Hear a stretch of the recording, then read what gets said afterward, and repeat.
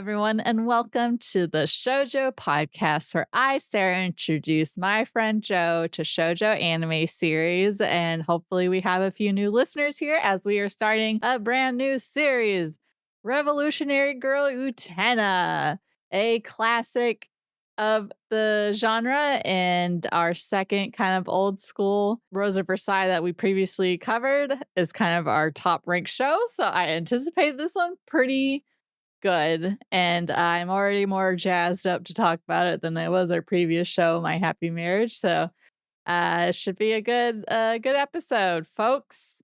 But you can listen to. You can listen to My Happy Marriage all the way through.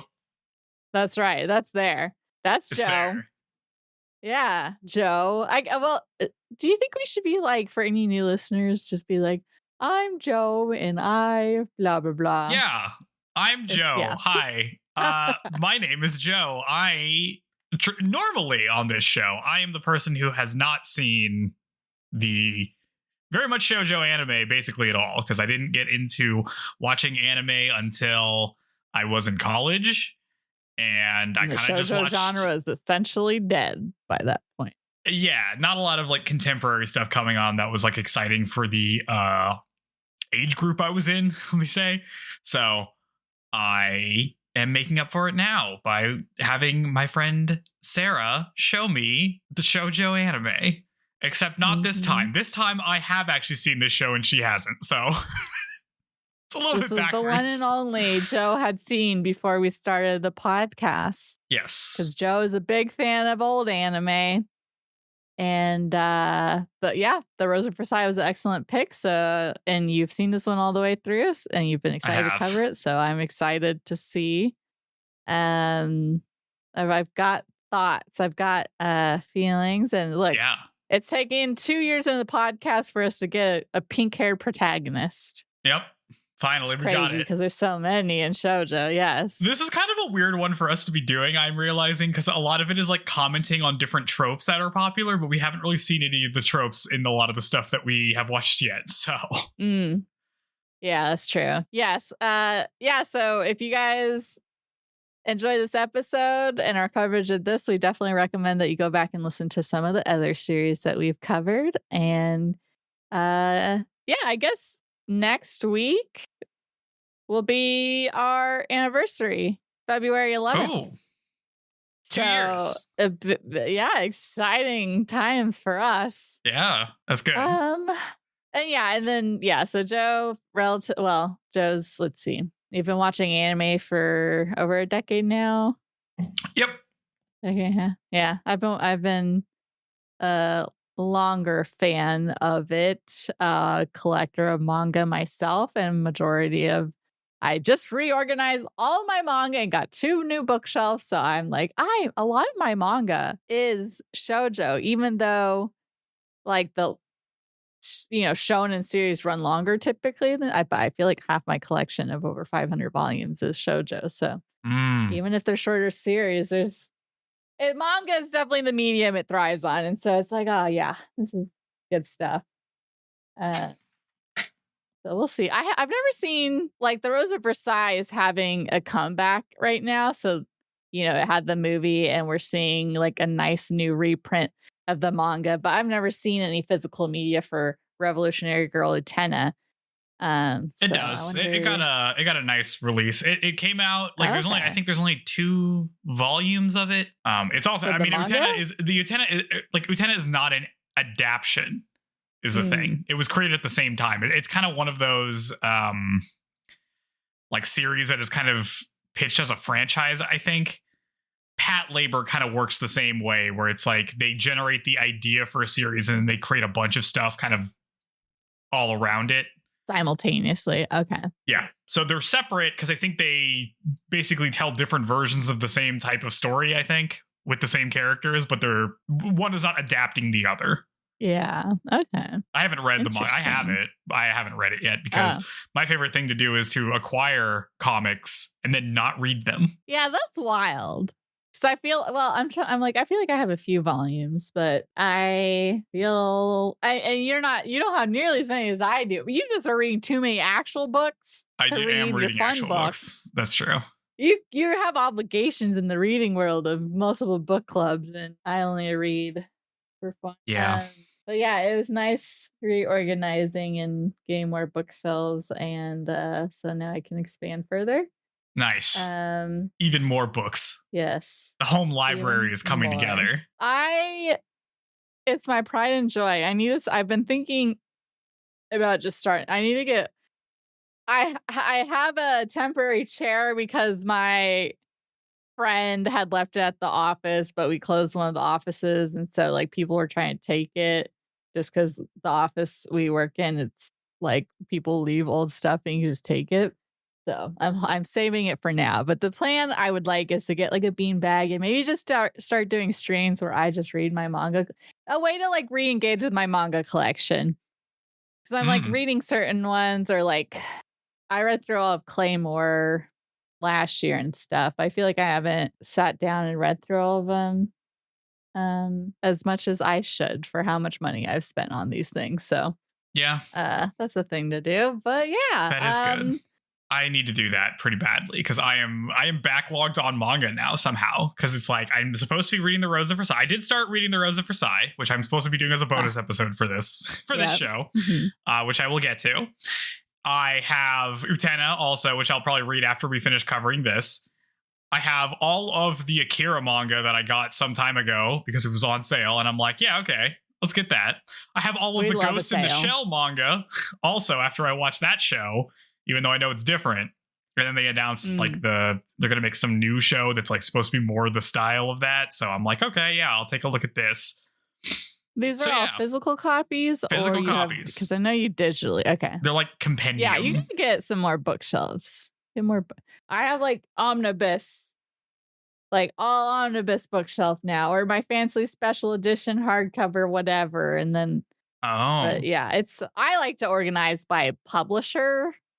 So it's like at least that's intense. That's what I do. I know. Well, it's like, and then certain authors will have been published, or certain series by the same author are on different publishers. So it's like, oh my God, they can't be together.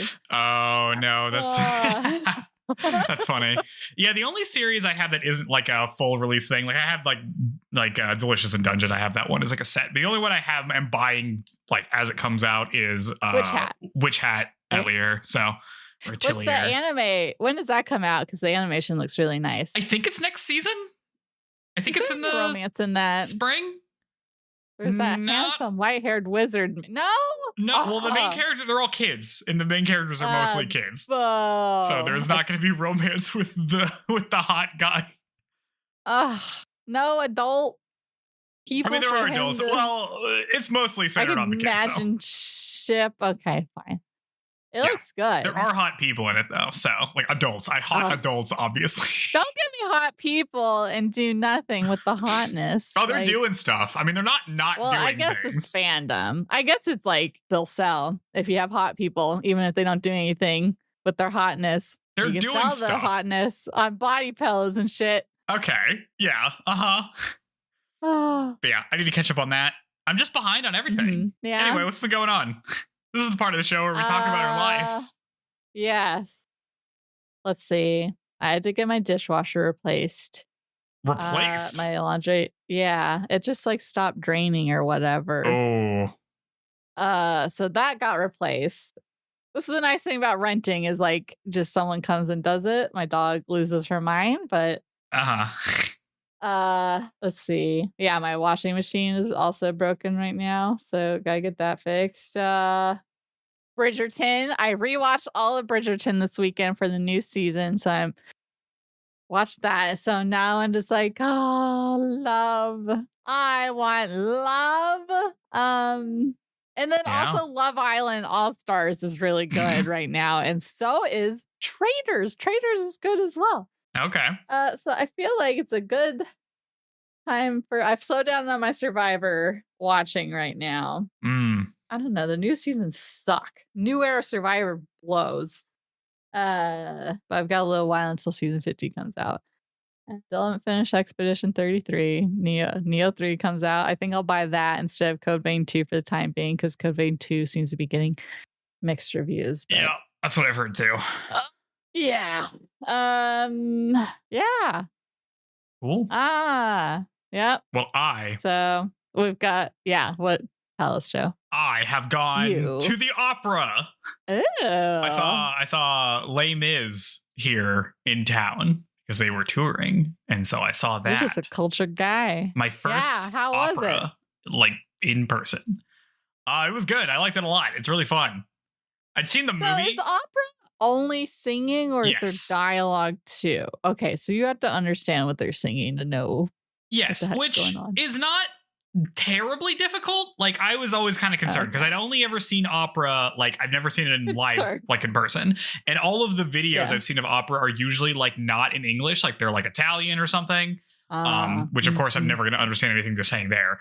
But you can do a pretty decent job of like understanding everything they're saying. That being said, it does help to actually know the plot of the thing going into it. So fortunately, there is a Les Mis movie that I did watch forever ago when it came out. So I do know the plot of Les Mis, which made it a lot easier than if I hadn't. But yeah, really fun, really cool, like set going on. Like the sets, they had like lots of transitions because I'm like so focused on what the actors are doing. They like were able to do the transitions without me noticing half the time. It's pretty impressive. Ooh. See, Joe's watching cultured stuff and I'm watching garbage reality. So it's all culture, baby. Coming to you. Yeah. Well-rounded. Yeah. Sounds good. Was it like a date? Did you go on a little date? I did go on a date, but my girlfriend bought tickets like day of because she kind of lives near the theater. So they were cheaper than what you would normally pay to go. But we didn't sit next to each other. So you didn't sit next to each other? No. It was funny though. Oh, dang. It was still good. Were you like within eyesight of each other? We were like solo experience. Yeah, we were like a row apart and like several seats down. So it wasn't like terrible. Like, it was easy to meet up during the intermission. Yeah. Okay. But it wasn't next to each other. But yeah. Hey, save a buck. I'm all for that. Oh, it's a lot of bucks. Let me tell you, going to that stuff is not cheap. And the tickets we got were pretty good. Because if you go day of, I mean, like, you're getting whatever's left, so they're just trying to offload them, but you have no idea what's left. So when she said that there were only 9 seats left, so we got pretty lucky. Okay, nice. Yeah, so doing that. If you're a new listener, you may not know that me and my friends are watching all of the Disney animated theatrical releases. And we finally got to The Little Mermaid. So the Disney Renaissance is on. So I watched that for the first time in forever. And I don't remember the part with the French chef at all. That whole section happened, and I'm like, what is this? Where he's like chasing Sebastian, or no? Yeah. Yes. Is Sebastian? No. Sebastian is like a big character. Yeah, that's Sebastian. Oh, Flounder's the fish. Flounder's the fish. Flounder not in as much as I thought he was going to be in. Sebastian in it way more. Like it really he is like limited to the water as a fish. That's true. That's true. Land, so it is fun. I do like Sebastian. I did not realize he was like such a major character. He's almost the lead. Like it's very funny. Like what? Because we're watching all these. She also can't talk for a lot of the. That's true. Ariel cannot talk. Very importantly. Yeah, it's very interesting, like watching these Disney movies that I hadn't seen such a long time because I remember ideas about them, but not like what actually goes on.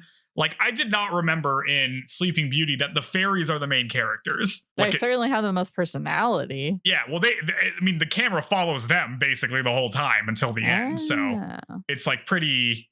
I don't know. It's very interesting. Also, like everybody thinks that Bambi's mom dies very early into the movie Bambi. It's like halfway through. It's like near the end almost. That way it's extra traumatic because you think she's gonna make it. Yeah, so it's like I'm interested to see how these other movies hold up because it's the ones I feel like I know, like, oh yeah, sure, I know what happens in Aladdin and Hercules and stuff like that, but like, do I? Yeah, well, I don't know. I mean, Little Mermaid is not one that I super found.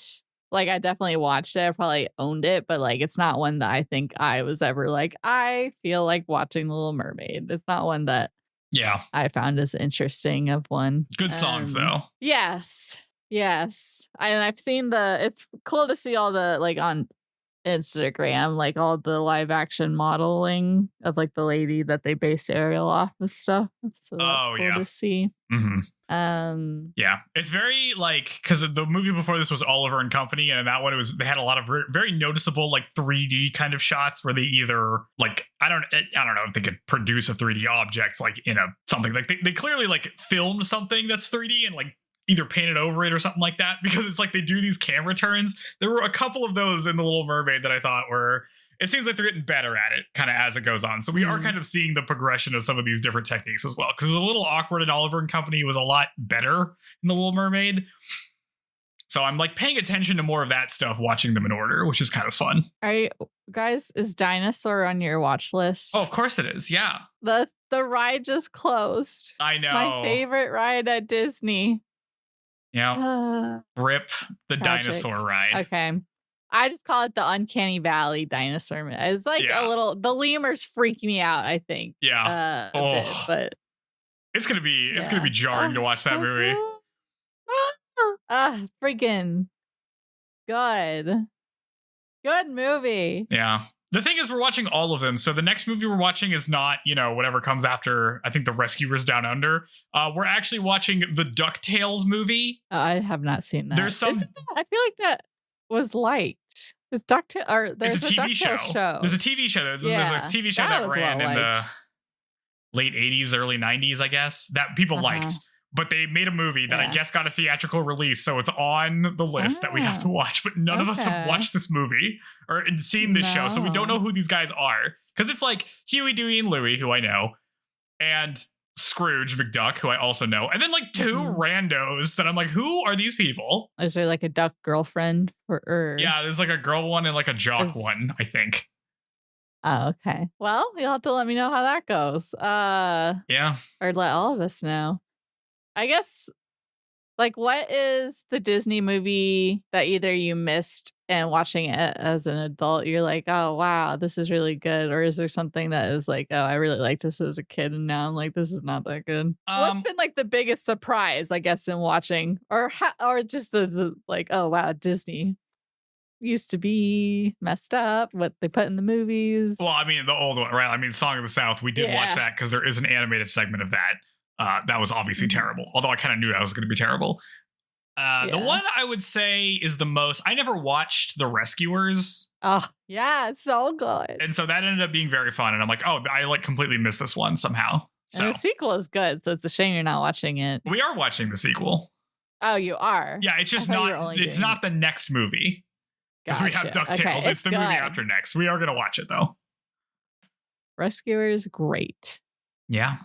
So we'll get there. Nice. Oh, how fun. Yeah, Joe does social fun things like that. And you could do this. This is not a hard thing to do. Obligation. Friendship commitment. I have to watch an hour and a half movie every week. The extent of that, yeah. I do way more prep work for this podcast than that commitment of watching a movie a week. Yes, my work comes after. I don't know. I'm just in I'm in a lazy slump. I took a nap before this. Oh yeah. I don't know. I need to be doing something, but I don't feel like doing things until I don't know, after work. It's but then it's dark outside. Yeah, it being winter does not help. Yeah. Motivation wise. I get it. But you know what does give us motivation? This show we're about to talk about. Brand new show. Ooh. And you know what Why that don't means? You tell us all about it, Joe. It means I get to talk about the background in production of the show. So we are watching everyone's favorite segment. Yeah. To be sure. Later on, I'll talk about voice actors and who's what and what else they're in. But because it's the first episode, I get to talk about the production company and things like that. So Revolutionary Girl Utena is created by the group Bepapas. I guess I'm going to say that. Bepapas, which is a group founded by Kunihiko Ikuhara, who's a director, worked on the Sailor Moon anime. The second season was kind of the director for that. That's Sailor Moon R. That's when they kind of start introducing more Sailor Scouts than kind of the core, 5, 6. Also part of this group is Chiho Saito, who's a manga artist, did a lot of contributions to this. Shinya Hasagawa, who is an art director and an animator, just worked on Neon Genesis Evangelion, which came out the year before Utena came out. So there's a lot of comparisons kind of made between the two because they came out around the same time. Yoji Enokido is a screenwriter, wrote for Sailor Moon, wrote for Ava, will go on to write for Ouran High School Host Club, and even recently the Mobile Suit Gundam, the new one, GQ or GCux, I don't know how to say that still. And the last credited member of this group is Yuichiro Oguro, who's a writer and editor, does a lot of publishing work, it seems. That's kind of their main area of expertise. So this show has, I'm pausing for a moment or else Sarah gets a blanket. All right. So this anime was produced by JC Staff. This was their forced production. This animation company would go on to make a lot of stuff, including Excel Saga, the Parappa the Rappa TV show, which I did not know existed. They would make Azumanga Daioh, Toradora, all of the certain magical index stuff. They make Food Wars, which is very popular. They make Danmachi, which I like. They make Psyche K, which I know is popular. And they also made the One Punch Man Season 3, which I don't think was well received. No, isn't that the one where I keep seeing the terrible animation of like some guy sliding down a grassy hill or something? Maybe. I mean, I don't know. Like they see, if you look at their like production history, it's like, you know, they're making some stuff and then they're making like a million things at the same time. So, you know, they're like a huge outlet. Okay. So may not mean that much that they're making all of this stuff because it may be entirely different teams of people. So who knows? This is newer than I realized. Yeah. So this aired from April to December of 1997. Pretty acclaimed when it came out. It ended up winning Best Television category at the Kobe Award, Animation Kobe Awards that year. So it's, you know, well received. It came out the year after Neon Genesis Evangelion did, which was like huge in Japan. So people are constantly comparing it to that. So a lot of the stuff is about, they're also both like kind of coming of age stories ish. So some overlap, but not really, they're not really inspired by one another. Gotcha. I'm going off of the Wikipedia page here. In terms of inspirations for the show, one of the big ones is the Takarazuka Revue. Is that how you say that? Mm-hmm. All-woman theater trope, or theater troupe. God, I'm just pronouncing everything wrong. So this is a welcome to my life. Yes, this is a theater group that does kind of all women performances. You can kind of contrast that with, I think, Kabuki at a certain point became all male theater. So this is kind of a counterpoint to that. This starts in the early 20th century, like post or prior to World War I believe. And it's been kind of going on ever since. A couple things about this. Number one, huge female dominated audience. It's got like, people are estimating it's like 90% women are the main audience of this. They do a lot of different adaptations of the theater troupe. Utena. Okay. Of the theater troupe. Yeah. So I'm still talking about this theater troupe because this theater troupe. Gotcha. The more I'm reading about it, the more I'm like, this gives us tools to understand what's going on in Utena. So, you know, they did a lot of adaptations of things. One of their most popular one is actually a Rosa Versailles adaptation. So that's pretty fun.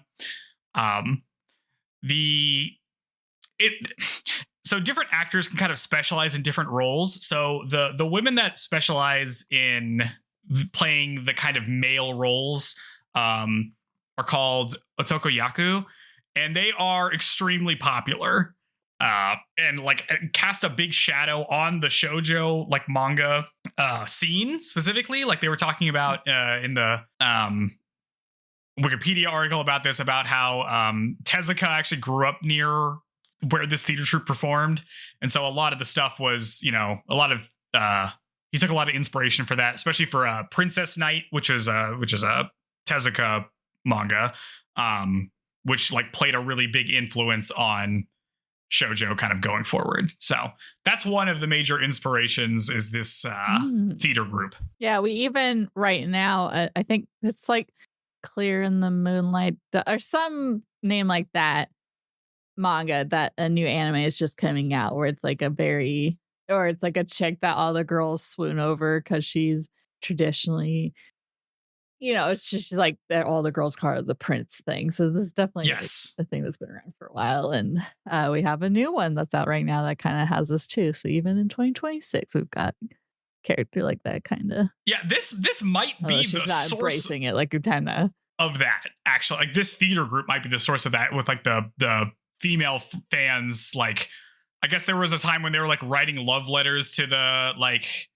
actresses who played the men, that kind of thing. So this is like very much a real world thing that is happening. Well, I'd be interested. This would be interesting because I feel like, especially if it's like dudes kind of maybe don't treat women at the time or just all of time, women not treated the best by guys. So to have like a more romanticized version of a man being presented to them by another woman maybe is like something to get excited about. Yeah, well, it's interesting. Like they were talking about the reasons for the theorized reasons for like why it's such a female dominated audience. For some reason on the Wikipedia, these were both cited by Western scholars as what they cited and not Japanese scholars, which I think is weird because surely they have written about that. But anyway, the two kind of things they touched on is like one, there's a lot. It's very like lesbian coded, right? Because we all know that it's a female only troupe. So yeah, everything has lesbian undertones to it. There's a lot of interest in that from the audience for sure. And then the second piece is kind of the idea of like women performing as men and being able to like inhabit both aspects of that people find interesting. So there's kind of this dual thing, which I think is going to be super relevant for Utena kind of going forward. So a thing to think about while we're watching this. Yeah. Fun. Other inspirations, Shuji Terayama's experimental theater. There's kind of a sequence that gets repeated in these episodes of a theater troupe. That is yeah. That apparently is shadows. Very much inspired by this. Just some like tidbits that I thought were interesting. They also cited Junichi Nakahara as like an inspiration, and he's an artist that is credited for developing the eyes of shoujo manga characters. So he like drew in like 1912 sparkle eyeballs. Yeah, he like drew a lot of like women's fashion images, and that kind of is what is taken off. Apparently, the reason he drew eyes like that is because he had a hobby of like making French dolls. So he drew them like that, and that's kind of where we end up with why do shoujo eyes look like that, which I think is interesting. So what did anime eyes, because I feel like, what did they look like before that? Or were they just less? Because I feel like it's light. Well, it's like the detail of light that makes shoujo eyes very distinct. So is it just more black eyes without much lighting on them is what it looked? I'm like, I know I want to look this.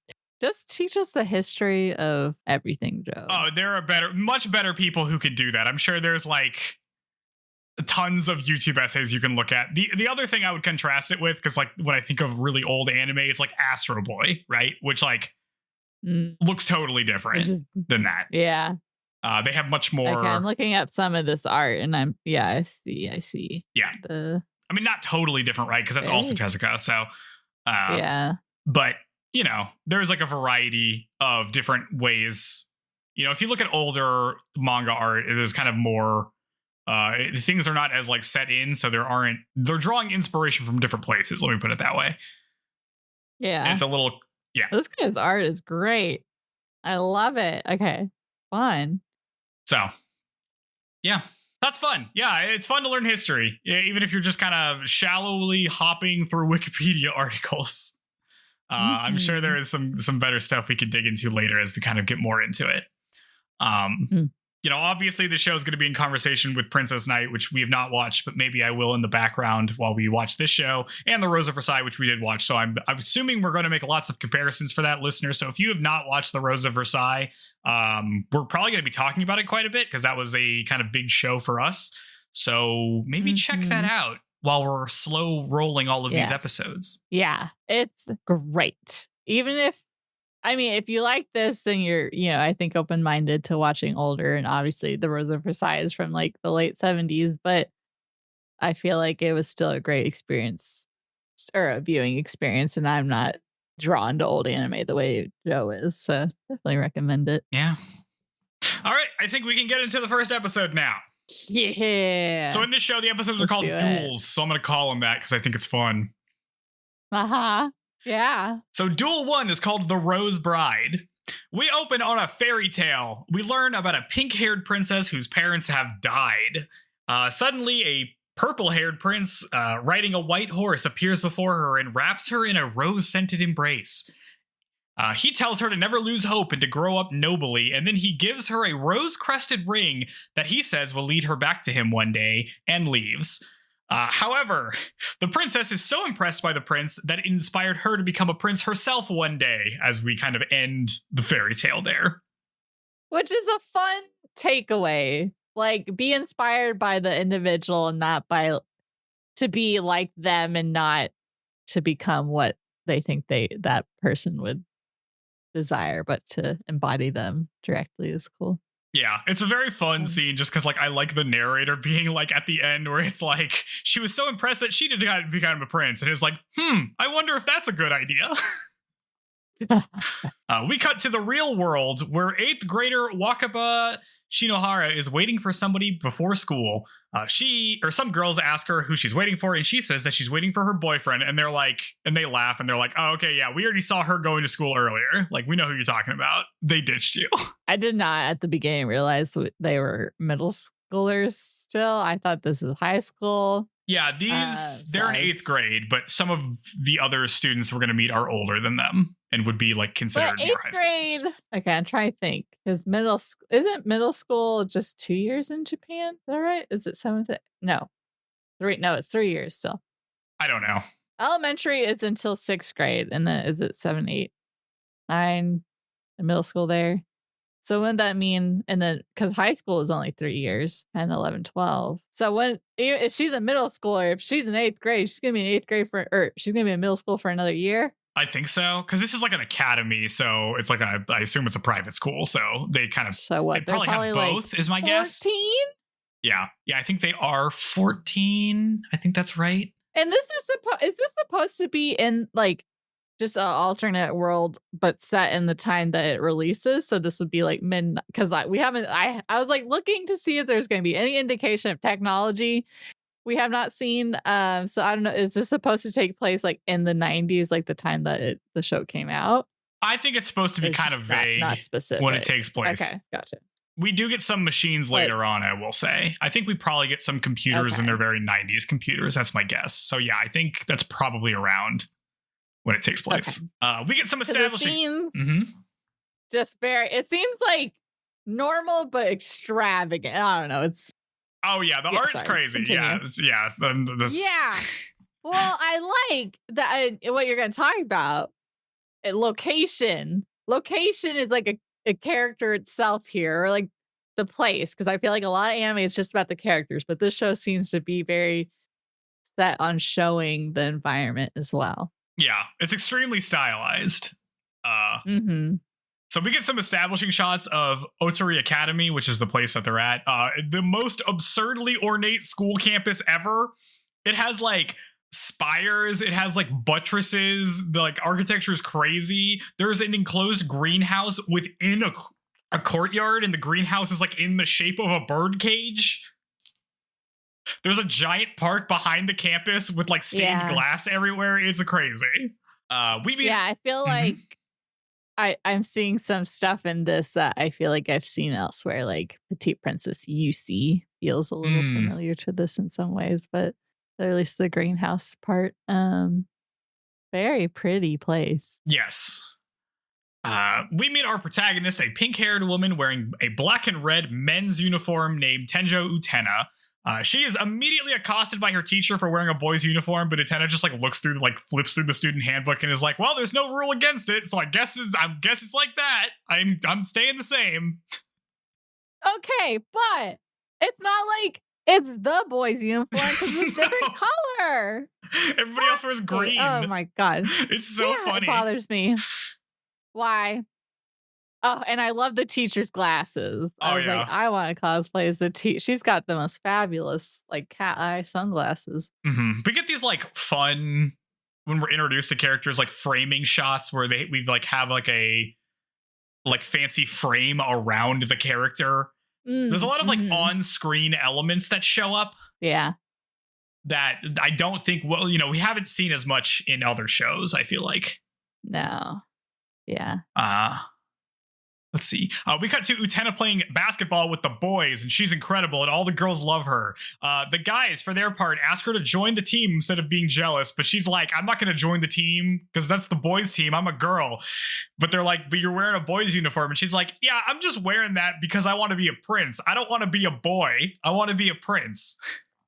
Which is a distinctly different thing in her mind. Yeah, I was going to say, in her mind, I was like, it'll be interesting to hear more from her on, like, where she's drawing the line. Yeah. And things. Well, this is what's interesting, like the tie back with the all-woman theater troupe is like, oh, she's like wants to play the role. Like she doesn't want to become that thing. Like this is not like a trans character. This is like somebody who is trying to inhabit something else. Mm-hmm. I mean, I'm like not a trans character in like the traditional sense. Let me put it that way. Yeah. Utena walks out and sees the school greenhouse, which again is a giant bird cage looking building within the courtyard. Inside, she sees a purple hair woman and notes that the courtyard smells like roses. So where have we seen that before? She hangs out on the balcony of the second floor courtyard and sees the purple haired girl have some kind of confrontation with a boy with long green hair. I feel like green hair is just the color of a villain's hair. I feel like if you have green hair in anime, you're going to be a bad guy. Yeah. Utena reads this as a lover's quarrel and is shocked when the boy slaps the girl. Right. I should have added, there's a content warning for Utena. There's a lot of content warning for Utena's, but for these two episodes, it's going to be people are slapping Anthe a lot. Oh, I know. Freaking. Yeah. Wild. Yep. She just takes it. Yep. She kind of falls down. He's about to slap her again when he's stopped by a red-haired boy. Ooh. This guy has nice hair. This guy does have nice. Like it looks like the same hair as the other guy, but somehow it's nicer. Well, his is like red, but there's a lighter streak. He's almost got a rogue thing, but it's just one streak of his hair is a lighter tone. It's nice. It's a nice subtle detail. But all these boys have the longest lock. Yes. But I don't know. We're already seeing, because this is like, I feel like a lot of the times you don't see characters with varying appearances, but we even see a green hair boy with like his hair up in a ponytail for stuff. So it's so nice to see her putting the effort into like, oh, different outfits, different hair. Yeah. Fashioning. Utena tries to make sense of this when Wakaba jumps on her. Utena asks Wakaba who these people are, and she explains that the red-haired boy is Toga Kiryu, the student council president. The green-haired boy is Saionji Kyoichi, the vice president, and the girl is Anthe Himemiya, who is also on the student council, probably. Kind of unclear, but we think that's true because she is very quiet. Mm-hmm. Utena's like, oh, are like Anthe and Saionji dating? But Wakaba protests because she clearly has a crush on Saionji, the guy who just slapped Anthe. Yeah, she must have missed that part. Yeah. We cut. Sorry. No, go ahead. I was just going to say, everyone's very pretty. Yes. In this. Like, everyone's slim and tall and lovely hair. I like the art style a lot. Yeah. My mom was like struggling with the art style. So. Oh, was she? I mean, because the guys have very narrow faces. Yes. So it could seem like they have pointy faces. I could see that being off-putting. That's like with Skip Beat, the art styles like that too. Yeah. Where it's like kind of strange looking at first, but everyone's very pretty. Yeah, you get used to it. Mm-hmm. All right, we cut to the student council, who, in addition to Toga, Saionji, and Anthe, consists of like a blue-haired boy and an orange-haired woman, but we don't learn their names yet, and they don't really do anything, so I'm just gonna wait to introduce them until they do something. Okay, I thought the blue hair person was a girl, but nope. Okay. Confirmed, boy. Yep. Anyway, everybody except Anthe are wearing Prince outfits. This is important. And they talk about how they're all chosen members who bear the Rose Seal and must adhere to the code, capital C code. Anyway, they all hate how Saionji's treating the Rose Bride. They're like, look, man, we know you're engaged to her, but you can't go around like slapping her in public, dude. This is bad. It's bad optics, Saionji. Toga then explains that the student council exists by the will of end of the world, all capital, a proper noun. Yeah. And if he learns about this, he's not going to be happy. But Saionji's like, yeah, whatever. I could treat the Rose Bride however I want. And Anthony confirms that as the Rose Bride, he can treat her however however he wants. Thank you, Anthony. Yeah, this is I was like, I can follow what's happening, but also I was like, this is a weird Oh yeah, they throw you in it. setup. Yeah. Yeah. So there may be multiple times during our recaps where I'm just like, let's just pause here and think about what's going on. Oh, yes, yeah. Like good.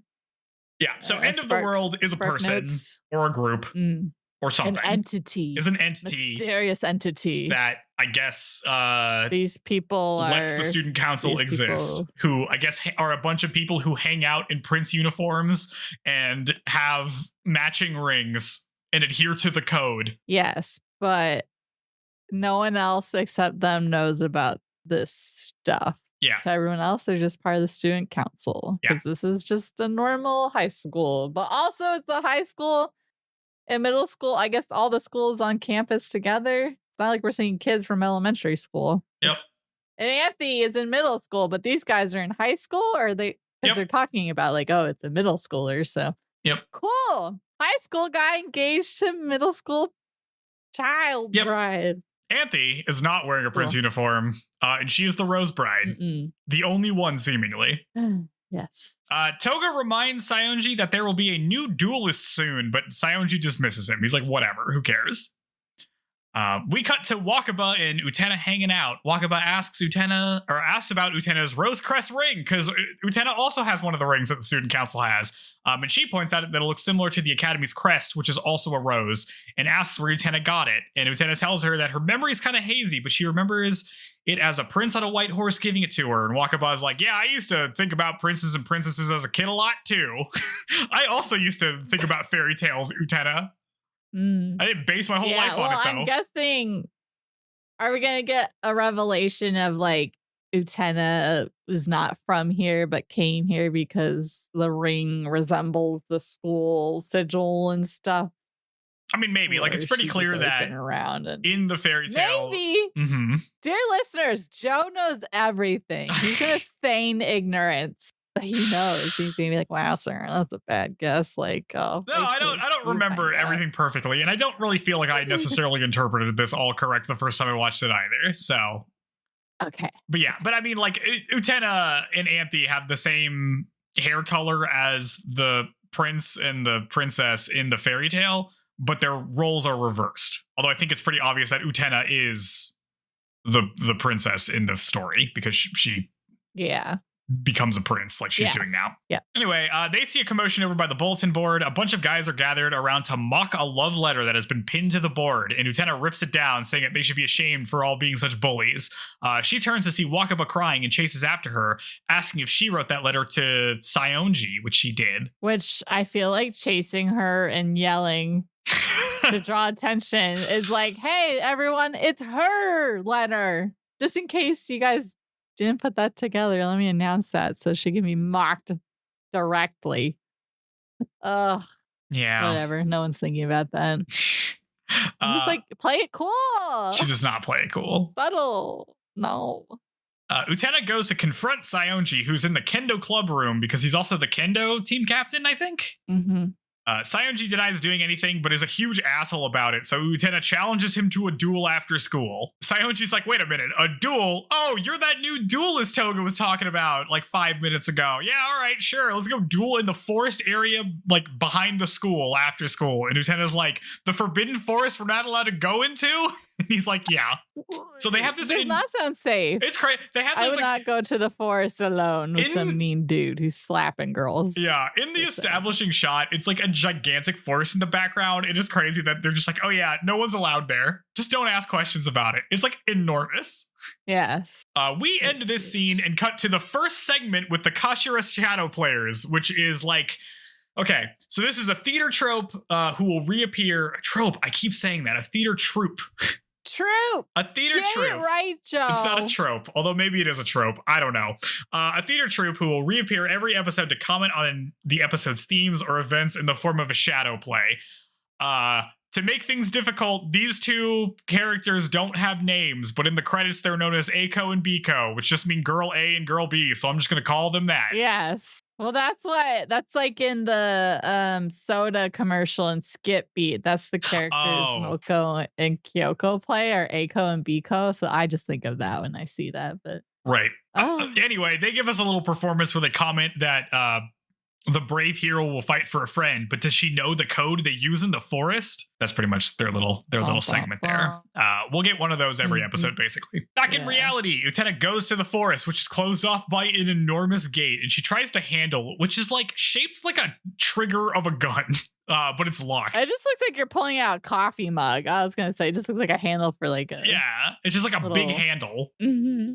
Suddenly, a single water drop emerges from the water and strikes the rose seal on her finger of the hand that gripped the handle. And this activates a series of events, causing the water to pour out and the gate to open, transforming into a gigantic rose in the process. And Utena's like, that's weird. Oh, well, I guess I could go in now. Yeah, I feel like the ripple effect, like a dark screen with like ripple that's super highlighted, is a popular visual in anime in the 90s, because you see this a lot in Cardcaptor Sakura as well. Mm-hmm. People know how to animate water nicely, so they want to do it all the time. Yeah. We get another sequence that will reoccur almost every episode. This one is called Absolute Destiny Apocalypse, named after the song that plays, which has the same title. Basically, this sequence consists of Utena ascending an impossibly tall spiral staircase up to the dueling area, during which while she's walking up, like the geometry becomes impossible, and an image of a 3D inverted castle appears in the sky above her.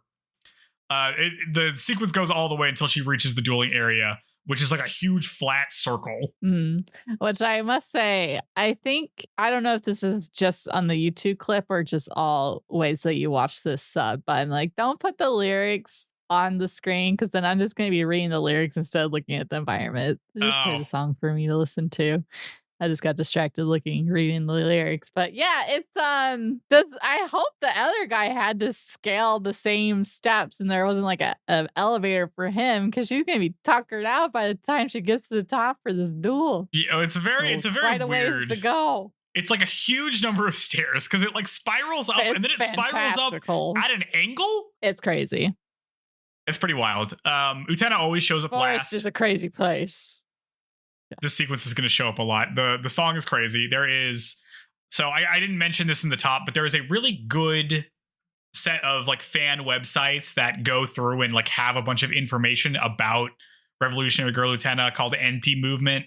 It's like emptymovement.com has a bunch of information as well as like transcripts of all of the songs. So it's the lyrics of the songs translated by all of the people who translated. So like each song has like 1, 2, 3, 4, 5, 6, like 6 translations on the site. Actually more than that. So it's a very comprehensive website. So if you ever want to look at any of the lyrics of the songs that play, that's a good place to do it. They also have, links to all the other stuff and a lot of information. I'm probably going to be referencing Empty Movement quite a bit as we go through this. Anyway, the sequence ends and Utena is like, well, first off, I didn't ask. Did you think the sequence was cool? I was like, oh, we've got like dramatic music playing. Not a musical, but it was very like spotlight on the lyrics and the singing. So I was like, this is interesting. Don't see this very much in anime, it felt like. Yeah, it's cool. It's definitely I'm watching and I'm just like, okay, we have like normal school. Well, it's not a normal school, but like kids going in kind of normal school uniforms to a school system. But then there's all this crazy stuff. So thank God Utena doesn't know what's going on, so that at least it'll be explained to her and me at the same time of what is happening. Yeah. I'm just kind of like, oh, there's a lot of weird things. Yeah. I'm following it. Thank God it's not like confusing. Like it's pretty easy to follow what everyone's saying. It's just a matter of like Okay, I'm waiting for explanations. But yeah. How about you? You absolutely adore this sequence and Oh, I think love the the sequence spiral is awesome. staircase and I think it's very cool. I like repeated sequences. As a fan of Miraculous Ladybug, I like it when they repeat stuff. Good. yeah, we gotta watch like a full blown magical girl because that is Yes. right up in there with the freaking transformation every single goddamn episode. Oh yeah. Good every time. Anyway, the sequence ends and Utena's like, what is this 3D spinning castle in the sky? What is that? And Saionji, who's in She's there in not a prince overthinking uniform, he's in his like student council uniform. It's just like, it's a mirage. Anyway, you can just ignore it. Who cares? Like completely uninterested in what it actually is. Yeah, she doesn't push it. She just rolls with it. Yep. He shows her his rose seal, which is identical to hers, and tells her that these qualify them to be duelists. And she's like, what? And then he calls Anthe over, who's wearing an enormous red dress to prep them for the duel. Yeah, she's decked out.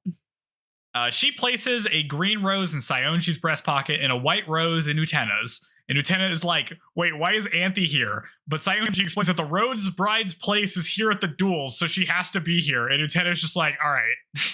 Sure. Anthe explains that you win the duel if you can destroy your opponent's rose, and Utena notes that Anthe smells just like roses, just like the prince did.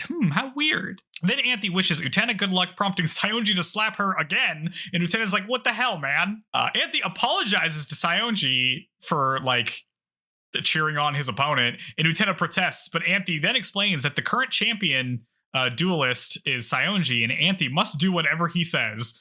And Utena is like, I don't understand what's going on, but she's like, all right, but if I win, then you won't have to do that, right? So she's got 2 reasons to win now, I guess. Mm-hmm. Yeah. We get another sequence that will be repeated every episode in which Anthe summons the power of Dios from herself and manifests it as a sword. Visually. Yeah. Uh-huh. Grab that sword out of her bosom. Yeah, visually, this involves her summoning an orb of light in front of her chest and then being dipped by the champion, where the hilt of the sword appears within the orb of light, and then the champion pulls it out of her chest, which he does, and Saionji it's pretty says, cool looking. It's like a cool sequence. It's just like, what the hell? It's again with the like, what's happening? It's also totally out of nowhere. Like, yeah, and I mean, freaking Utena, I feel like should be more phased by these fantastical things happening than she is. Not only is she not phased, she's gonna be the one doing this next episode. Yes. So and she just and then she and then it's like we're saying things while we do it. So it's like the revolution, blah. Yep. We just know the words magically. So when they pull out the sword, the champion says, "Grant me the power to bring the world revolution." And then church bells ring and the duel begins. That's how the fight always starts. They begin to duel, but Utena is using a kendo sword, which is like made of bamboo, and Saionji is using a real ass sword. Saionji taunts Utena for acting like a boy as he cuts through her sword. She's like, wait, why do you get a real sword? And he's like, well, yeah, it's the sword of Dios. Of course I'm going to use that. I'm the champion. And Utena's like, what does that mean? But she doesn't back down. She rushes him, remembering the words of the prince in the fairy tale. And she and Saionji strike one another, and we see that somehow Utena has destroyed Saionji's rose, winning the duel. Anthe sees this. I was going to say, like with Rose of Versailles, there was sword play. So, and this is like 20 years after that. So I'll be interested to see like where we've come as far as like showing the action of sword play between Rose of Versailles and this. Because I feel like it was just, it was like the typical like you cross paths and then wait for like someone to drop, kind of reveal who was the loser thing. Yeah. So hopefully we get more sequences of like actual. Yeah, well, we get a longer sequence in the second episode. Yeah. The first episode is very like samurai movie. We both hit each other and then one of them falls down kind of thing. Yeah. Let's see. Anthe sees this and regards Saionji as her senpai instead of her master. Rip Saionji.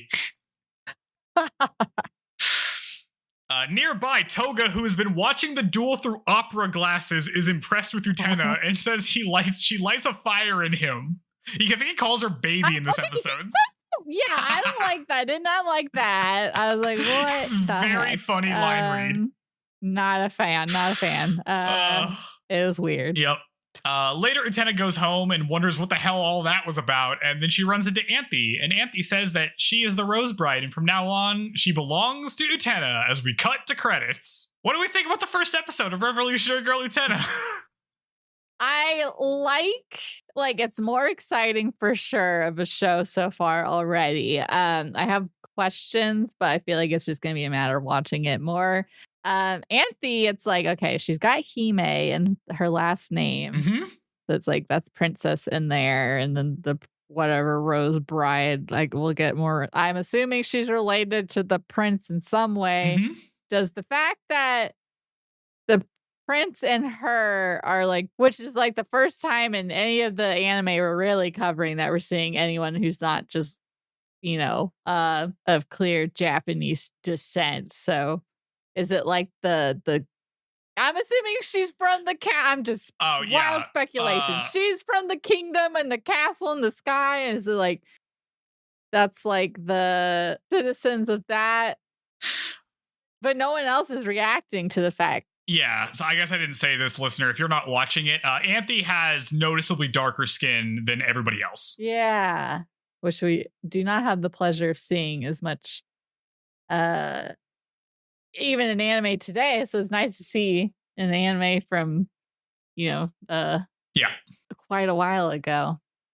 So I'll be interested to see, because it seems like the prince is, I'm assuming her and the prince are related somehow, and it's going to be because they both have like, purple hair. Oh, I thought I was like, yeah, I've seen the opening has like where we see a little bit of him. Yes, that does show up in the opening. We didn't talk about the opening. Yes. No, the opening's fine. I don't like it as much as the Rose of Versailles one. Like, but we have fun. We just love roses. The one true flower of shoujo is the rose. Oh yeah, strong icon. How do you like the characters so far? How do we like Toga, the red-haired boy who says baby? I don't like that he is. I don't know. I feel like he's just going to be generically whatever. I feel like he's going to be a whatever person. He's just like cool, mellow dude who maybe, I don't know. It's hard to say because like these people are showing up in the opening, which makes me think they're all, but he seems interested in Utena, but it seems like they're all vying for the Rose Bride. So it's like, is it going to be a rivalry between these characters, or is it going to be like, we think Utena is the best person to revolutionize whatever, so we support her versus Saionji? I don't know. I'm trying to guess, but kind of indifferent he is. I do like his hair. I didn't like the baby line. Hopefully that was the one and done. It's there. so funny. The curly-haired lady, I feel like she'll be mean, or maybe she's mean to. She's just giving off mean girl vibes. Oh yeah, orange-haired girl, and then student council. Yeah, and then it'll be interesting. I like Utena so far. We don't know very much of she just has sword.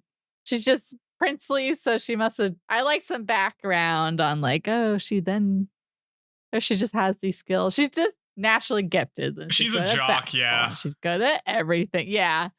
The one I'm most interested to learn more about is Anthe.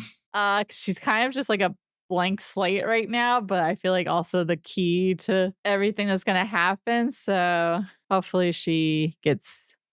I mean, obviously she's doing things. Yeah, and she's important. Hopefully with Utena she gets more like, this is what I would like to be happening to me, rather than the whole slap me around if that's what you want vibe. And we get a mascot next episode. We do get a mascot next episode. Yeah. Oh, maybe we should talk about that. All right, I'll get into Duel 2. For Whom the Rose Smiles. We open on Utena going to school and all the women love her. Yeah, all the ladies love Utena. Utena goes to class and sees Wakaba reading a book, and she wonders how she's feeling about the love letter incident from yesterday, because events carry over from one episode to the other, even though it seems kind of episodic. She tries to greet Wakaba normally, but Wakaba does not respond. And after a beat, Wakaba tells her that the book she's reading is about a woman's sperm, and she always thought that was lame, but now she gets it. She's like, this book is great now, which I thought was very cute. Yeah, she seems like a fun little... I wonder if she'll get jealous over Anthe. I bet she'll be jealous of Anthe. Then it'll be like Lieutenant Anthe get close kind of thing. But I don't think she actually is infatuated with Lieutenant. I think she just is her friend. But yeah, well, she does. The next thing she's like, Lieutenant, you're the only one for me. And Lieutenant's like, all right, knock it off. And then we see Anthe, who's also in their class. Well, it sounded like I didn't think Utena was in their class, because in episode 1, when what's her name? Wakaba, which is a fun name. Where are we? I feel like there's other shows where I've heard the name Wakaba. It's a fun name. Was like, oh yeah, she's in my class this semester, which seemed like Utena wasn't in their class, or else she would have known who the heck Anthe was. Yeah. But whatever. We get a new reoccurring sequence of the student council meeting where they ride the elevator up to the student council meeting room, and Toga says the following. Quote, if it cannot break its shell, a chick will die without being born. We are the chick. The world is our egg. If we don't crack the world shell, we will die without being born. Smash the world shell. And then they all say, for the revolution of the world. Okay. What's going on here? I was like, okay. Like, I didn't like that. Well, I understand what they're trying to say, I guess. So I was like, okay. We haven't even got an explanation of anything. Nope. They're just saying their club so it seems motto. A little premature. Yeah, basically. Which is like, we need to revolutionize the world before we get smashed. And well, can we learn what is wrong with the world as it is that needs to be revolutionized? Good question. It seems like just pretty generic world. Like what? Those are good questions. What are you guys? Yeah. Anyway, the council meeting starts with Toga asking if they all received letters from End of the World. And the letter says that Saionji lost and Anthe is now engaged to Utena, and they wonder how somebody who's not on the student council could have a rose seal. And then they talk about what they're going to do. And they got to do something or else they won't be able to revolutionize the world. And while all of this is happening, they're playing like Go Fish or something. Yes. I wonder... Do we get at any point the information of how long it's been since Utena was given the ring? Because she's in middle school, so surely it's not been that long. But I'm like, what's the history of the student council? And are these people like successors of the rings from like an old gen or whatever? Yeah, I'm like interested. So many questions. Yep, we don't really get much of an explanation. I will get no. What we do get is that Utena is not on the student council. And usually only people on the student council have the rings. But it's not clear if having the ring puts you on the student council, which I guess it doesn't, or Utena would already be on the student council. So, I don't know. Of which can a middle schooler be on the student council? Yeah, right. Good question. Well, I actually kind of know the answer to that question, but... Yeah, you know the answer to everything. I don't know the answer to everything. Again, like, it's a little vague. This is going through the reason I'm excited about this show is that I'm going to be able to understand stuff if we take it slower than when I watched it originally. Anyway, like all of these sequences are like a combination of like comedy while they're playing cards or Go Fish or whatever. Like they're always doing something kind of unserious while talking about this stuff, which I think is funny. Speaking of Go Fish, I recently did I talk about this on the podcast, or I recently learned that Go Fish you're supposed to get 4 of a kind to get. What? I had grown up playing it where it's like you get 2 a pair, and that's like then you remove it from the game. But apparently, and I googled it, and Google says that you're supposed to get 4 of a kind. That's not real. To remove them from your hand. That's what did Google say that, or did the AI overview say that? Did the hallucination bot say that? Yeah, that's what I thought. That you can't trust that thing. I think it's a liar. Maybe it's a regional thing, because the person I talked to did not. Who I was playing Go Fish with, and is like, what? So I thought you only need 2, and my sister is like, yeah, maybe it's a regional thing. I was like, this is way too hard. If you have to wait to get 4, and people can take it from you, and then yeah, that sounds like a bad game. That sounds like a really unfun game. Yeah. Anyway. After school, Utena and Wakaba walk back to the dorms.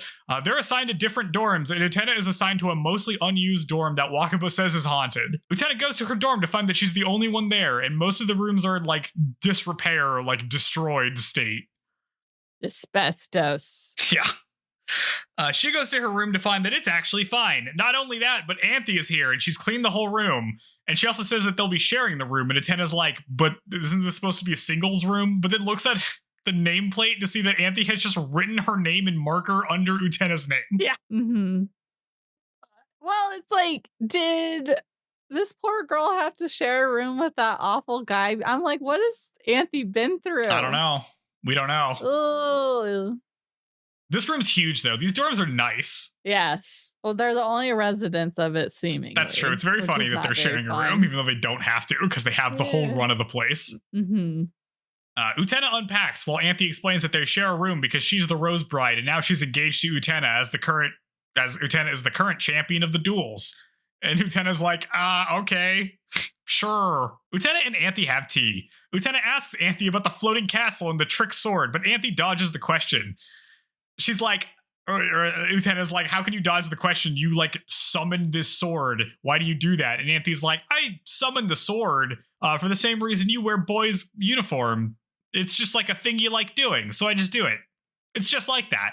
You like to put on a little performance. I like to put on a little performance. They're basically the same. And Utena's like, I guess. It doesn't seem like you're having fun doing it, or like you have much of a autonomy in the situation, but whatever. Good question. I feel like we should always be thinking about if Anthe's having fun doing this. It's not seemingly. Doesn't seem like it. Seems very just indifferent or resigned. Yeah. But we don't know what kind of stakes she's under. A good question. Like why? Because we don't know. Okay, it's fine. Yeah. We'll learn eventually. Utena gets distracted when she sees a tiny little monkey eating a tea biscuit, and Anthe introduces the monkey as her friend Choo Choo. Mascot. We get the mascot. I know. I like that he's like, this is the part where he's like choking on it, and then she helps him like clear his throat, and I thought that was fun. I love Choo Choo. Yeah, fun little guy. This is like a little weird guy. Mm-hmm. Yeah, we love a little critter. Utena continues asking questions, this time about the rose seal ring. She's like, how come all the duelists have one? And Anthe explains that everybody who has one is a duelist, and as the champion, they can all challenge Utena to a duel. And Utena's like, what do you mean? I'm not going to accept a duel from some random people on the student council. I don't care about this stuff. And Anthe's like, that's the rules. You got to do it. We got to speak on...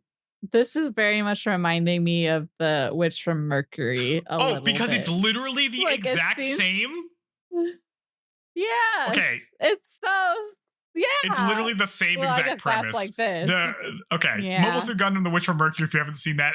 The first episode is basically just the first episode of Revolutionary Girl Utena, but with Gundams, which is why it's good. But also, completely the same. Yeah. Never finished that, but... Yeah, it's okay. It kind of becomes a different thing at the end. Yeah, it feels... Well, the politics...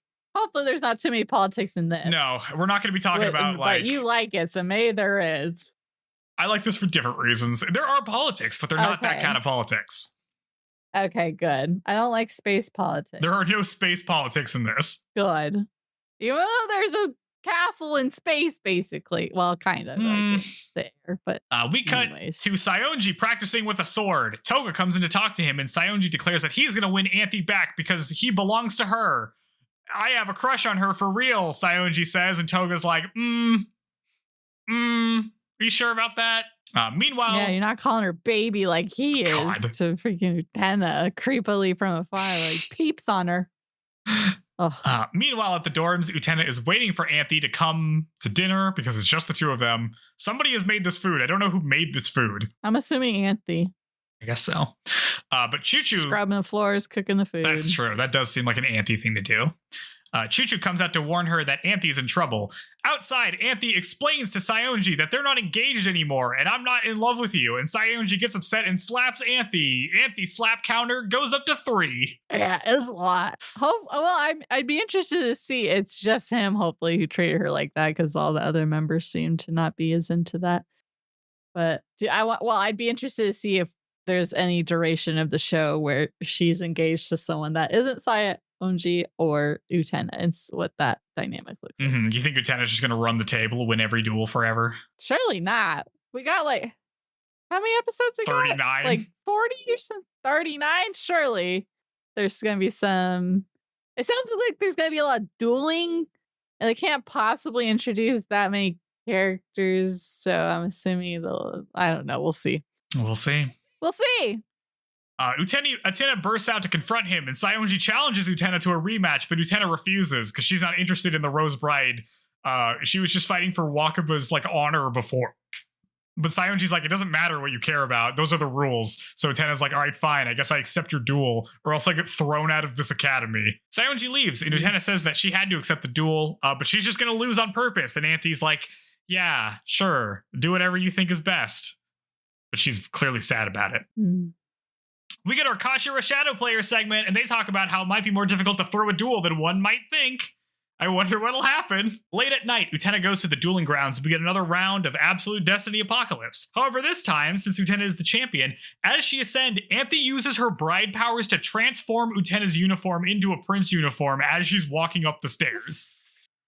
So slightly. It's just the slightest of alterations. Yeah. That have no impact. It's just a little extra flair. It's flair. It matters. Some ruffles and like a little shoulder pad action. Does it? Well, the thing is that Utena claims she's dressing like a prince, but she's only can get so far on her own. She needs Anthy for the finishing touches, you know what I mean? Then she's really a prince. I guess so. Well, it'd be nice if it was like she had told Anthy that, and then Anthy's like, oh, I'll do that for you. Well, because like, was the other guy having extra embellishments that he doesn't have now that on his uniform that she gave, or she only gave it to Utena? He had embellishments in the first duel, and now he's just wearing a student council uniform. Okay. I didn't look to see if they were the same, but this is he's wearing the uniform he wears at the student council in this scene for sure. Yeah. Okay. Yeah. Well, they don't have to talk, and just like they don't have to talk,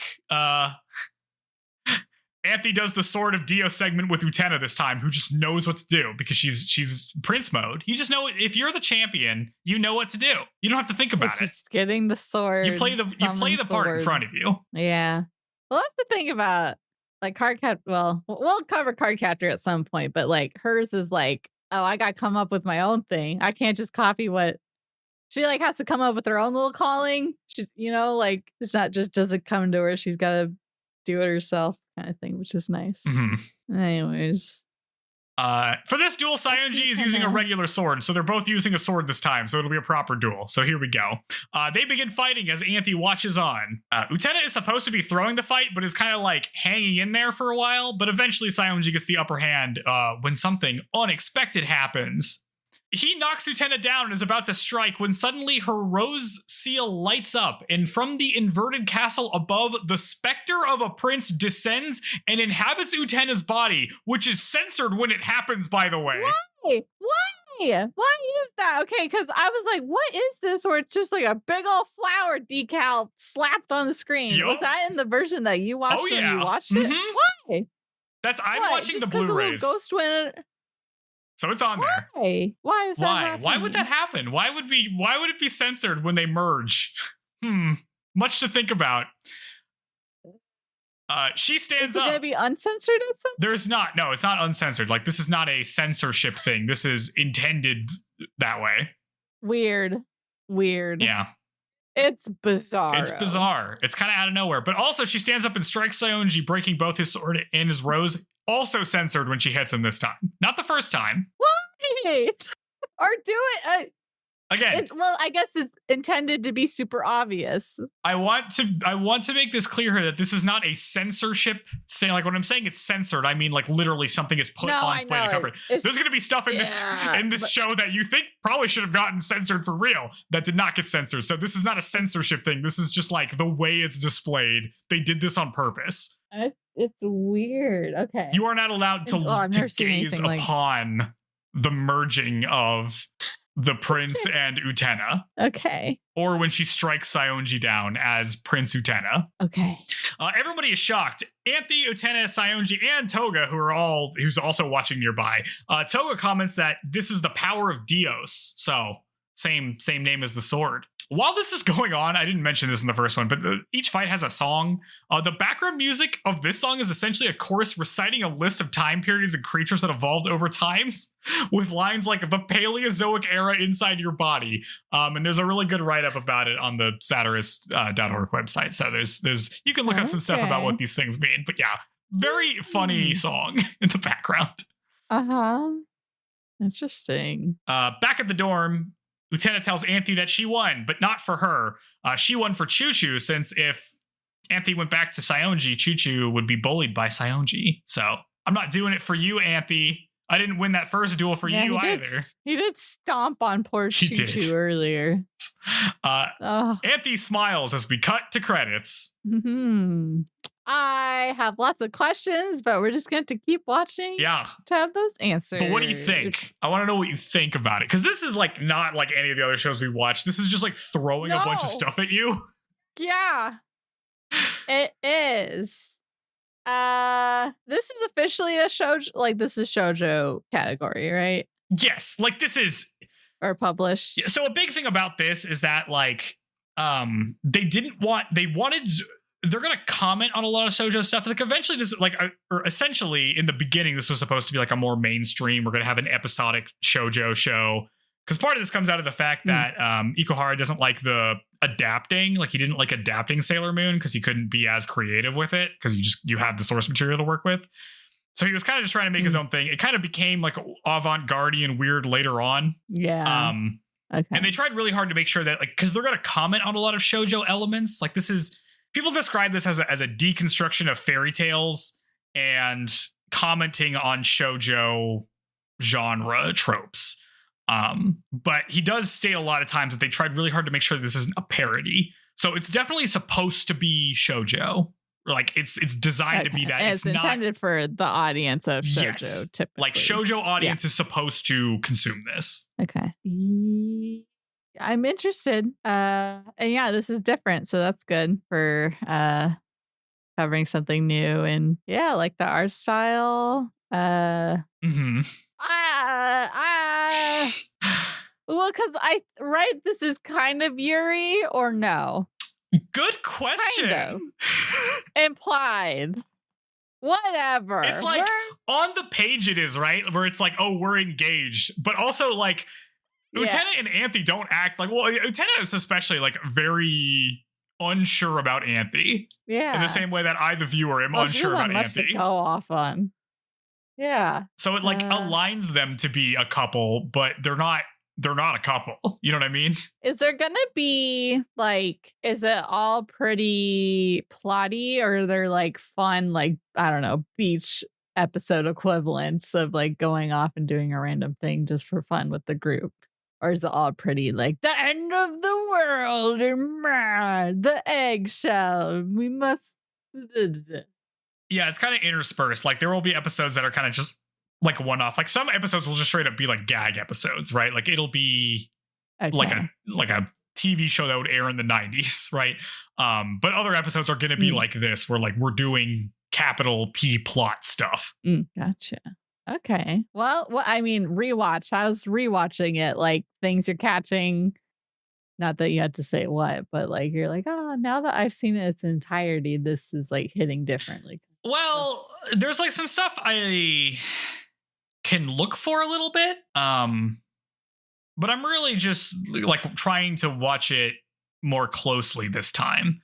So knowing like stuff that happens in the future really isn't that important to like understanding the show. I feel like it's really just trying to pay attention to who's saying what, who's doing what, how are people regarding themselves, right? Where it's like Utena kind of signposting that she is trying to be a prince and not a boy is interesting, or like she's doing a performance. And so it makes sense when she becomes the champion that she kind of like knows how to do the sort of Dio sequence because she's performing. Like that is explicitly what she's trying to do. And I think that's interesting. So there's like stuff I can look at that way, which is I can pay more attention to how it shows up. So that's kind of how I'm watching it this time, as opposed to just being like, damn, all this stuff is happening. That's crazy. Excuse me. I'm because this is newer, so I feel like I'm seeing like I think there's an anime called Princess Tutu. Yep. That part of that, the way with the shadow ladies speculating things is I feel like Princess Tutu has things that remind me of that. So it'll be interesting to compare to other things I've seen. Yeah. Because Rosa Precise is the only thing. Well, no, that's not true. Cardcaptor Sakura probably came out before this. So try to think of what I've consumed that was shoujo that would have come out before this, that this would be possibly deconstructing. Princess Tutu came out in 2002. That's new, yeah. That's the... see, that's not even that long after this, you know? Yeah, that would have been 5 years later. 5 years after this? Cardcaptor Sakura, the comic, started in 1996. Okay. And then the anime... Marmalade Boy. ...is 1998. Marmalade. I'm like, what's the... So... Oh, I guess like maybe... That was earlier. Akazuken Cha-Cha. That's the only other older one I've watched, but that one's kind of atypical. That's 1994. Cha-cha. Yeah.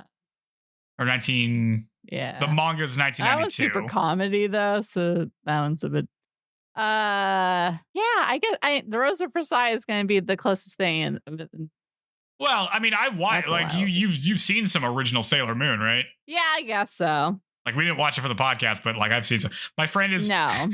Friend of the pod, Jenny, has been watching some of the DIC dub. So I've been watching some of that. That's what you got her, right? You got her for like last Christmas or something? Yes. I was able to find the DIC's dub somewhere on the internet and was able to get that to her. So that's funny. But yeah. So I feel like that's going to be the comparison point I have, is like what I remember of original Sailor Moon anime. Gotcha. Okay, Princess Knight, I feel like I've seen it. Maybe it's on Crunchy? I've seen it somewhere. I feel like, but I don't know why I was under the impression it wasn't that well received. I don't know. Well, I mean, like it has like a 3.2 on Crunchyroll. That's what I've seen. 3.2. I mean, this is an anime from 1967. Ah, damn. They have it on YouTube also. I might watch this. I feel like... What did Fushigi? I feel like maybe I should watch this as we're going along. How many episodes does this have? How many more things can Joe put on his plate? I mean, the thing is, like, I don't have to summarize. Okay, listen, we can only do 2 episodes of Utena right now because summarizing it is hard. Hopefully that'll get less hard as like the repeated. I don't have to describe Absolute Destiny Apocalypse a second time. Yeah. But I feel like for the time being, we're going to stick to 2 episodes because it is not easy to summarize these things, especially when like a lot of stuff is happening. Like I gloss over a lot of stuff. Like if you watch this, you're going to be surprised by the number of things I didn't mention that just kind of happen.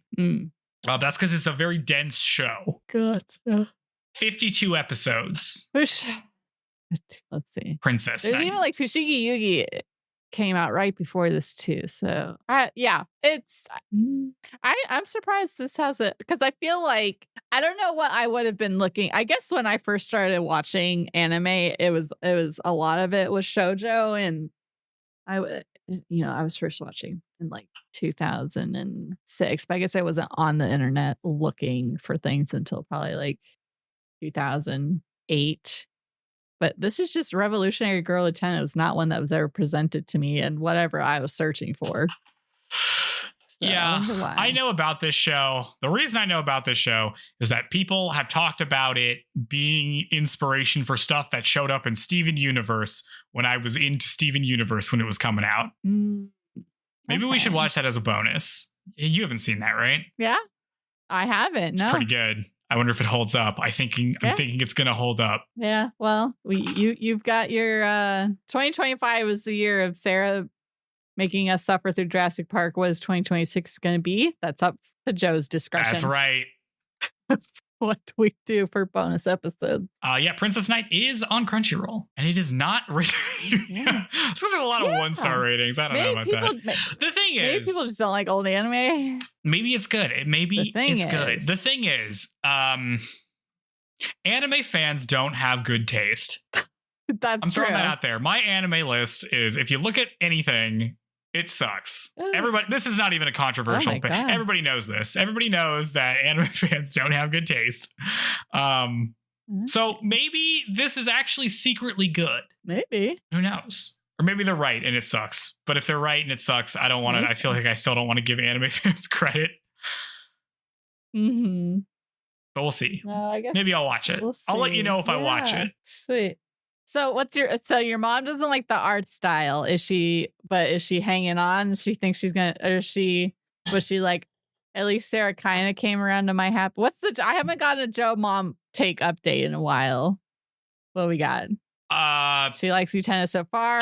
Last time I talked to her, she was only like 5 minutes in. She's like, I'm having a hard time with the art style and how short the skirts all are because it's 90s. Oh, and all this other stuff, and I'm like, not watched enough. you just gotta get used to it. Like, yeah, it's kind of weird. They look kind of weird. They're like long and pointy, but they are. Yeah, you'll just get used to it, and then you won't notice anymore. Truly, the experience of watching anime. Yes, mini skirts are back, I think. So, it's back. It's back. Mini skirts are back. I feel like I'm seeing mini skirts, or at least I feel like I'm seeing them more. I don't think I've seen people wearing them. I feel like I'm seeing them on clothing racks now. Okay. So somebody's wearing them. They were a thing in like 2000. That's because all that stuff is coming back. Like 2000s fashion's coming back because that's how cycles work, even though the cycles are getting shorter now. But it's never it's not like 1930s fashion that's coming back. Imagine if we did that. That would be so funny. I want to wear a bowler hat. I want bowler hats to become popular again. You can make it happen, Joe. You think so? Single-handedly, I think so. Ugh. You should start wearing like little brooches or whatever, like a nice decorative brooch with them. Oh, yeah, okay. That's the fun thing about the traders is that they all dress up super fancy for that show. Like, I don't think any of them are dressing like that day to day. So it's fun to see people dressing up for something. Lots of nice brooches in that. Yeah. All right. Well, I guess that's our coverage of Utena episodes 1 and 2. Yeah. So hopefully you guys enjoyed that. I'm definitely feeling more peppy with this. Anything can happen in this show. And for truly. If you enjoyed our coverage of Revolutionary Girl Utena, please rate us 5 stars out of 5 stars. It really helps us increase the discoverability of the podcast via the algorithms. It also helps if you leave a comment on Spotify or YouTube or any of the places you're listening to this where you can leave a comment.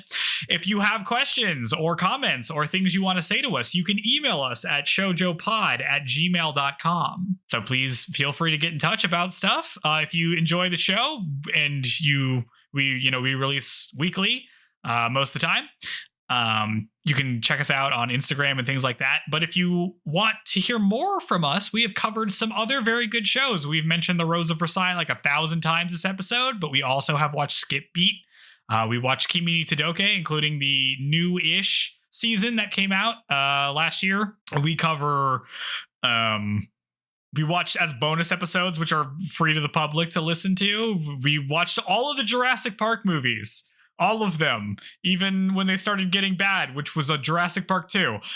So we got all sorts of coverage. Lost World, good. Lost World is okay. The third one is also okay. Yes.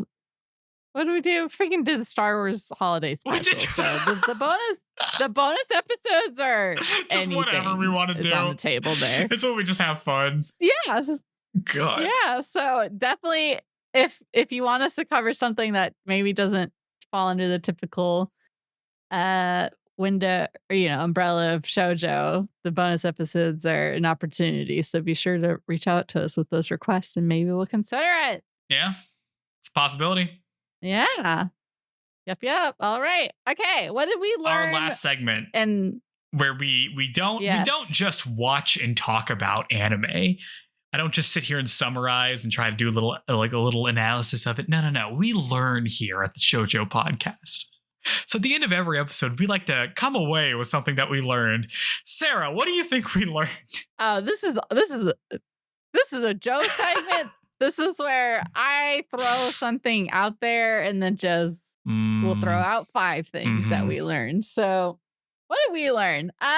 Don't go into the forest with a lady slapper. Don't do that. Dangerous. If you're going to a duel, you need to know what kind of duel it is. Don't bring a kendo sword if the other guy has a real ass sword. Somehow Utena pulled it out. I still don't really know how she did that, but I feel like if it was me, I would have just gotten stabbed. Our last episode title was gun to sword fight. Yeah. Is this going to be kendo sword to sword fight? You always got to match what the duel is, or at least go up. Never go down. You never want to be less prepared for the duel than what happens. Although it's a bad thing to learn from because Utena pulls it out. Maybe you should show up with a worse item. Maybe you'll still win. If you're going to write love letters, do it on awesome stationery. Oh, yeah. Wakaba did. Yeah. That was great. That's good. Should probably fancy paper there. Yeah. You got nice paper. Unless everyone knows it's your paper and then it gets put on display for mocking and then everyone knows it's you. Or your friend yells your name as you run away in tears and then everyone knows it's you. I didn't mention this, but a segment that's going to show up a lot in the student council things is the blue-haired boy pressing the stopwatch. Just start timing stuff. Yeah, what is that? I have no idea what he's doing there. Okay, it's very funny. It's like, it's very, I don't know what happens, but yeah. Okay. Yeah, I was like, okay, what up with that? But okay, maybe it's just a quirk. I don't know. It may have some significance. Again, this is a dense show. I'm probably missing half the stuff that's going on. Okay. Well, that's what we're here for now. That's right. For Joe to deeply analyze and for me to nitpick. And random things. Like, I don't like the size of the hoop earring that Choo Choo is wearing. I think it should be smaller. Oh, it's smaller. Whatever. But his ears are huge. Bigger the hoop, bigger the hoe. Wow. Okay. Is a saying. It's a saying. It was a saying back in the. This does not reflect our opinions. This is a saying we like to say because it rhymes. Mm-hmm. Yeah, we love a rhyme. We all like rhyming here.